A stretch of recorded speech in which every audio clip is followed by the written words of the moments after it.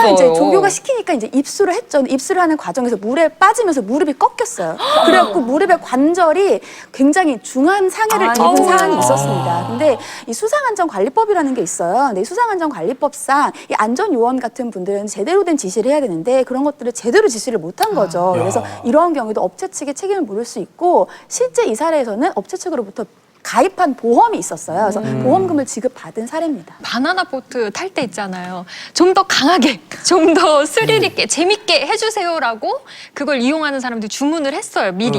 그래서 그거를 이제 운행하시는 분들이 그 요구에 맞춰서 그걸 막 강하게 했어요. 막 일부러 빠뜨리고 그러다가 만약에 다쳤어요. 그러면 어떻게 되는 거예요? 실제로 비슷한 사례가 있었는데요. 바나나 보트의 원래 묘미가 좀 흔들리고 빠지고 그런 거잖아요. 막 뒤집히고. 그렇죠. 일부러 이렇게 막 뒤집고 그러잖아요.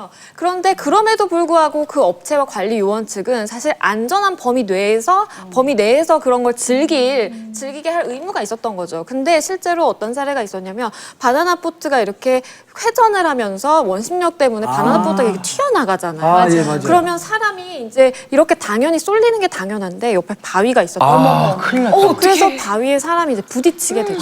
부딪히면서 이제 전치 4주의 부상을 입게 됐는데 뭐 그렇게 주장을 했죠.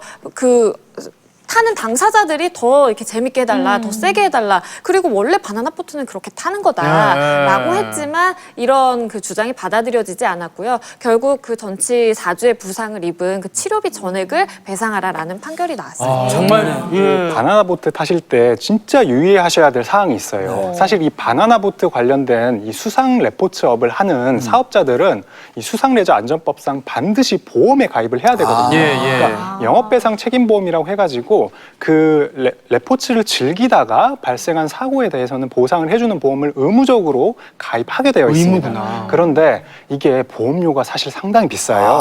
그러다 보니까 규모가 큰 업체 같은 경우에는 가입이 되어 있지만 영세한 업체 같은 경우에는 가입이 안 돼 있는 경우가 많거든요. 그래서 이런 바나나 보트를 이용하시기 전에는 가격만 따지지 마시고 반드시 이 보험 가입 유무를 확인해 보시는 게 중요합니다. 어떻게 확인할 수 있어요?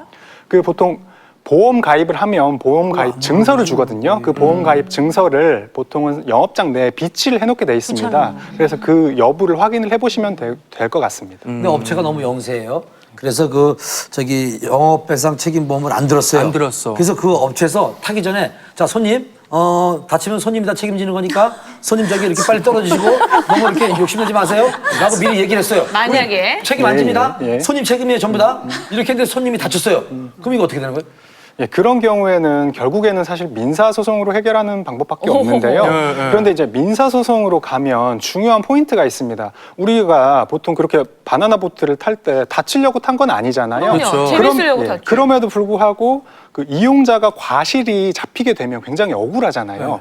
이렇게 과실 책정이 안 되려면 안전수칙을 준수를 해야 되는데 이 안전수칙에서 제일 중요한 여부가 바로 구명조끼를 착용했는지 여부입니다. 착용해요 그거는. 우리 수상레저 안전법상 그런 이용객은 반드시 구명조끼를 착용하게 돼 있어서 사실 구명조끼만 착용을 하면 과실 비율이 그렇게 세게 잡히지는 않으니까요. 구명조끼 착용에 좀 주의를 하셔야 될 것 같습니다.